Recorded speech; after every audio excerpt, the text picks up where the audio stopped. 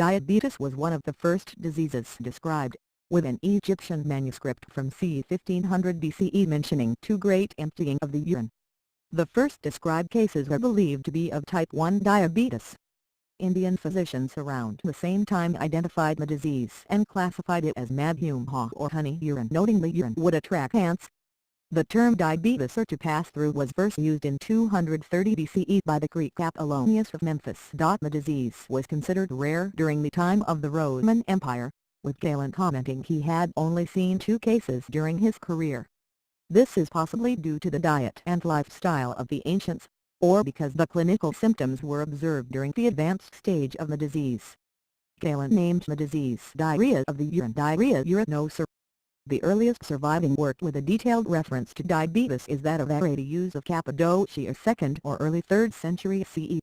He described the symptoms and the course of the disease, which he attributed to the moisture and coldness, reflecting the beliefs of the Pneumatic school.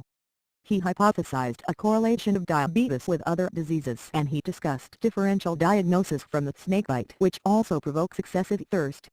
His work remained unknown in the West until 1552, when the first Latin edition was published in Venice.